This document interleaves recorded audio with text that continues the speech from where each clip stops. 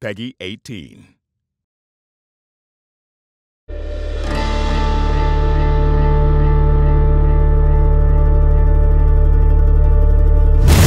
Hi everyone, I'm Roland Lesterlin, the game director for Just Cause 3, and welcome to the beautiful Mediterranean island chain of Medici. As Rico Rodriguez, you'll explore all 400 square miles of this vast open world. But right now, let's just jump straight into free fall towards the town of Alba. At Avalanche Studios, we love building huge sandbox worlds, and everything you see here on the screen you can travel to. The hills, the mountains, the beaches, you name it, what you see, you can go straight to it. The story behind Medici is that it's being held under the brutal control of the dictator General Di Ravello. And as you can see, his domineering presence can be felt throughout all the towns and the villages. Inspiring a revolution to free the people is no simple task for any ordinary citizen. But Rico is no ordinary person. With his unique tools of destruction and large arsenal of weaponry, it's entirely up to you on how you want to free the people. It can all start with toppling one of the classic symbols of General Di Ravello's rule.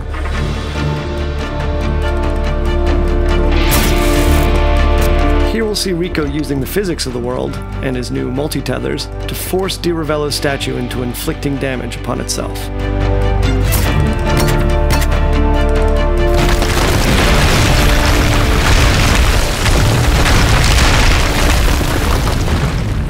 Alright, so with the statue destroyed and Di Ravello's tyrannous grip on the town of Alba no longer quite so tight, let's have a look at Rico's new upgraded grapple. As with JC2, traversal is very much at the heart of the experience. Medici is packed with activities, challenges, and opportunities for creative destruction. Now here we can see one of Di Ravello's propaganda spouting speakers, so let's make quick work of it and tear it down.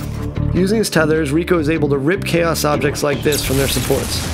And as you destroy these pieces of propaganda, you further weaken Di Ravello's influence over the area.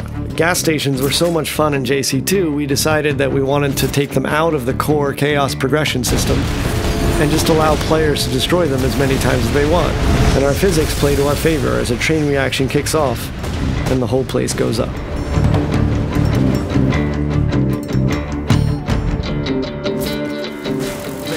Let's take advantage of Rico's brand new wingsuit, which completes Rico's set of aerial abilities alongside the grapple and parachute. As you can see here, the sense of speed with the wingsuit deployed is unparalleled, and with the right terrain we can cover huge distances very quickly. Just as with the parachute, Rico can use his grapple to pull himself along, thus giving him an additional speed boost, and have tons of fun doing it. Let's apply a little out-of-the-box thinking with one of the many airborne vehicles in the game. Rico can fly anything, so hijacking this jet really isn't an issue. And this might be a multi-million-dollar military plane, but in Rico's hands, it's a very big and expensive bullet. Alright, so we've blown up the refinery and we've seen the cascade of destruction. Now let's take to the roads in a souped-up sports car. In Just Cause 3, there are over 80 different air, land, and sea vehicles for you to drive, crash, do whatever you want with. Our driving model has been completely overhauled since Just Cause 2, giving players more control over the vehicles themselves, as well as increasing their destructibility. And of course, there are numerous race challenges for you to play that will allow you to unlock vehicle-based mods to improve your rides. We're not a racing game, so going off-road in our world can be lots of fun. Our state-of-the-art destruction extends even to vegetation, so if you're under heat trying to get away from people, you can plow through fields of sunflowers and lavender fields, even through bushes and trees. So we'll stop here. Thought I'd give you an opportunity to blow up something truly massive. I guess we're going man versus bridge with our super powerful Hydra missiles and see what kind of damage we can cause. Shooting out the supports will result in the bridge destroying in tons of different ways. And this means you can come up with your own great action moments. And that's the core of the sandbox experience.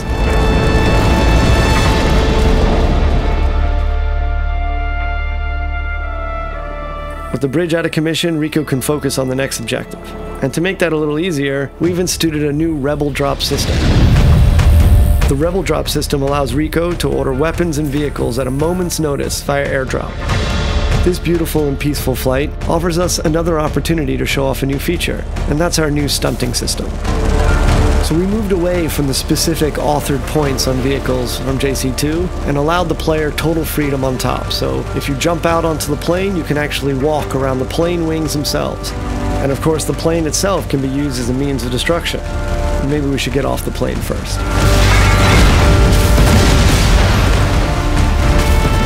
Let's swap out wings for wheels and take a motorbike for the remainder of our journey. And while it's nice to weave along Medici's roads with the wind in our face, it is inevitable that Di Ravello's men will catch up. We can do combat directly from the bike, and eventually defeating Di Ravello's military. And here we are at another of the General's huge military facilities. So let's put all of Rico's abilities and tools to the test, and take down Vigilator Sud's huge communication spires and satellite dish, and cripple the General's hold on Sirocco.